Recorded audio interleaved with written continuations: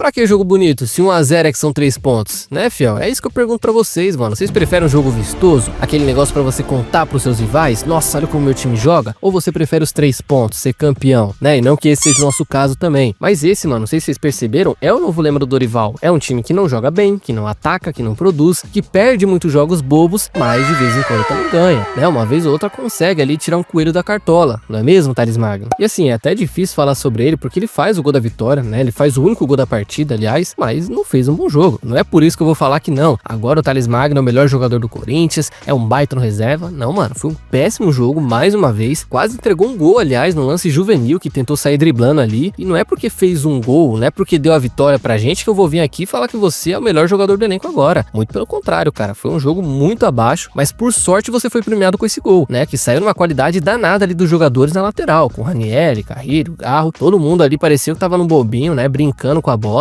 E do nada, mano, o Garro acha um passe pro Carrilho, que acha outro passe pro Thales, que quase não faz o gol, né? Um gol no estilo culposo, quando não se tem intenção de marcar, né? Enfim, dito isso, não sou eu que vou ficar reclamando depois de uma vitória do Coringão, tá? Mas pelo menos pra mim ficou claro que apesar de tecnicamente ter sido um jogo bem abaixo, aquele jogo sonolento que você nem tem vontade de assistir, e nada muito diferente dos últimos também, mas acho que faltou material humano mesmo, né? Pra ser alguma coisa diferente, cara. Pô, a gente já sabe que tá difícil quando tem o Memphis Depay lá na frente e às vezes Memphis e Yuri. Então com os dois já tá difícil. Imagina quando não tem nenhum, nem outro e muito menos o reserva de imediato, que já é criticado. Então já era de se esperar que o ataque não funcionasse tão bem ontem, tá? Vou até passar esse panaço pro Dorival, porque de fato, cara, não tava muito fácil com Thales e Guinegão lá na frente. E até por falar nisso, mano, a partida que o Guinegão fez, ao meu ver, ainda não coloca ele como uma opção razoável pra ter no elenco. Beleza, ele é mais barato do que o Hector, entrega mais vontade também, tem mais qualidade, né? Basta ver os passes que ele deu ali, mas ainda falta um pouquinho de maturidade, mano, pra ter esse espaço a mais, sabe qual é? Ele precisa entender ainda que não é toda a bola que ele precisa dividir, que não é toda vez que ele precisa voltar pra marcar, tem que ganhar essa noção ainda, porque realmente, mano, alguns lances ali, ele acaba pecando pelo excesso de vontade, e já tá com 2 cartões, em 2 partidas. Então, não sei se contra o São Paulo é a melhor opção, caso o Yuri não esteja disponível. Mas é um bom menino, mano, tem futuro, tem qualidade, acho que vai entregar muito ainda, mas claramente ainda precisa de um pouco mais de experiência, vamos falar assim, tá? Enfim, só pra não falar que não teve nada de bom também numa vitória, eu acho que a defesa no geral, tirando um breve momento ali no primeiro tempo que deu um apagão, né, que por sorte não saiu gol, pra mim foi muito bem, cara. Sinceramente, eu gostei da partida que o Kaká fez, gostei da partida do André Ramalho, do Bidu, pra mim foi o segundo melhor em campo, Mateuzinho foi muito bem também, né? Então assim, todo mundo ali atrás, José Martínez, Ranieri e tudo mais, fizeram muito bem o seu papel, porque não sofremos em nenhum momento. Um dos poucos, e talvez até o único ponto positivo desse trabalho do Dorival, né, cara? A defesa. E ontem, mais uma vez, eu não tenho do que reclamar. Por fim, só fazer aqui um breve parênteses pro Carrilho, que, cara, vinha numa iaca muito grande, né? E não à toa começando o banco ontem, mas é aquilo, mano. Quanto mais tempo ele ficar fora, mais você percebe como ele tem qualidade quando ele entra. É absurda a diferença que ele fez quando entrou, cara. Ele elevou o nível do time por inteiro. É um craque, mano. É um muito bom jogador. Achou a bola do jogo praticamente pro Thales. E se fizer isso mais vezes, talvez não seja banco como foi ontem, tá? E é isso, mano. Nem vou falar muito do Maicon, porque foi uma infelicidade que aconteceu com ele. Acho que ele não tem culpa de se lesionar, obviamente, mas também não vai ser culpa nossa se devolver ele mais cedo pro Shakhtar, tá? Se der pra recuperar ele logo e já mandar embora pro Shakhtar, mano, é nóis, porque de fato aí não tem mais condições dele vestir a camisa do Timão, tá? Já foi,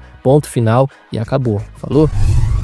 Bom, mano, por falar em material humano, novamente o Dorival veio na coletiva para cobrar a diretoria da conversa que teve com o presidente Augusto e até com o Fabinho Soldado sobre a questão dos reforços, né? Que disse ali que quando ele assinou com o Corinthians, tinha pedido no mínimo ali 4 reforços pro seu elenco. Fora isso, ele também revelou que a briga política aí de Augusto, Osmar e tudo mais atrapalhou em algumas negociações que foram pro ralo por conta disso. Os jogadores não quiseram vir por conta da bagunça política. Só que, de novo, no microfone ele implorou que vai precisar de pelo menos 4 jogadores, que a gente bem sabe para quais posições são, e eu concordo. O Corinthians precisa contratar, o departamento financeiro precisa ficar alerta, porque vão ter que gastar um dinheiro nessa janela. Até porque, fiel, se isso não acontecer, como eu já falei aqui, você pode atrapalhar o planejamento do ano que vem, porque imagina se classificar de novo para uma Sul-Americana, que tanto no âmbito esportivo quanto no financeiro é um saco, é uma merda de competição, tá? O Corinthians não tem que jogar essa competição porque ela é uma bosta. Se contentar porque ela é mais fácil ou porque não tem esse título ainda, é um pensamento de time pequeno. Então, eu não sei se Dorival Dorival vai estar lá para ver, se vai estar lá para usar esses reforços que vão chegar, mas é necessário de qualquer forma trazer pelo menos 3 jogadores, cara, porque a gente já viu como foi um jogo sem Yuri e Memphis. E olha que pro ataque a gente só tá pedindo ponta direita, né, mano? Não tá pedindo demais não, tá? Enfim, mano, vamos ver como esse presidente que o Dorival nem sabe o nome vai agir no mercado, ou se ele vai enrolar e deixar pro próximo, porque isso pode acontecer, tá? Assembleia dia 9 de agosto, sei não.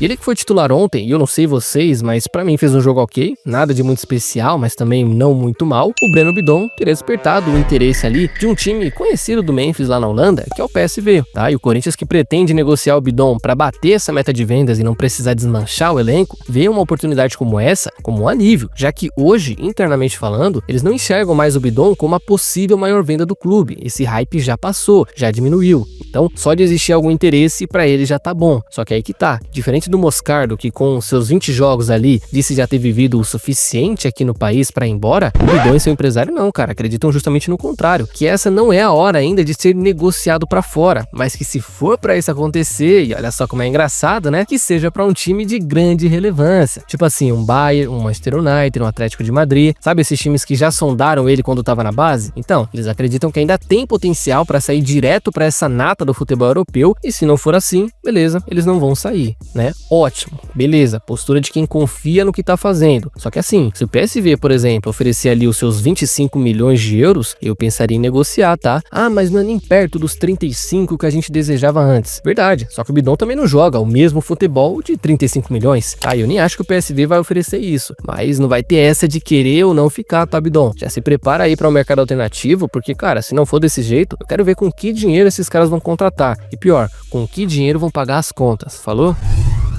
Mano, e esse papo do Kaká Catarrão aí que o Memphis teria falado lá naquela reunião com o presidente, né, do dia que ele faltou no treino, pra ele trazer reforços, porque senão ele não conseguiria bater as metas de contrato dele, essas de gols e assistências renderem tantos milhões. Pois é, mano, isso deu o que falar, e ele até completa que quando o Osmar ouviu isso, tomou essa bigodada aí, ele ficou louco da vida. Como é que esse cara arrogante tá me cobrando pra trazer um reforço? Aí disse que o Memphis foi treinar depois, né, fez corpo mole, o Osmar chamou ele de canto e falou, e aí, meu, qual é que é? Você quer ficar no Corinthians, não quer? Aí ele abaixou a cabeça, falou, não, foi mal, quero ficar assim e tudo mais. Enfim, deu o maior rolo essa história entre os dois, só que aí que tá, cara, eu pelo menos não imagino o Osmar, que o Dorival até ontem não sabia o nome dele, deu essa cobrada, essa chamada de atenção no Memphis, depois de ele ter faltado no treino e cobrado ele. Acho difícil, né? Quem contou deve ter aumentado essa história. Mas segundo, e mais importante também, se o Memphis realmente cobrou reforços pra ele bater essas metas e tudo mais, é algo apenas egoísta e ruim pra gente? Tipo, ele querer fazer muitos gols, dar muitas assistências e precisar de bons jogadores pra isso. Na prática, seria ruim pro Corinthians ou não? Então, cara, não é nem defendendo lado nenhum, mas da mesma forma que eu vejo que o Roger Guedes era fominha ao extremo, porque ele queria ser o destaque do time, eu não vejo mal nenhum no Memphis ser egoísta e só pensar nos números. Afinal, quem vai ganhar com isso também é o Corinthians. Agora, se ele parece estar querendo isso em campo ou não, se tá fazendo corpo mole ou não tá, é outra história. Mas pra mim, é até meio lógico. Quanto mais gols e assistências ele der, mais dinheiro ele ganha e mais o Corinthians ganha também. Fora que quanto mais forte o time for, mais chances tem de ser campeão. E aí, tanto ele ia ganhar um bônus, quanto o Corinthians iria ganhar a taça. Então, só temos a ganhar, tá? Mas e aí, mano, o que vocês acham dessa história? Falei meio por cima, talvez tenha perdido alguns detalhes, mas acho que o principal eu falei. Então comentem o que vocês acharam, porque é uma história bem cabulosa, se realmente foi verdade, claro. Então, fiel, é isso por hoje. E antes de vocês saírem do vídeo, não se esqueça de deixar a curtida e se inscrever no canal, que já vai estar me ajudando demais e vai contribuir para mais vídeos por aqui, certo? Espero vocês numa próxima, tamo junto e vai, Corinthians!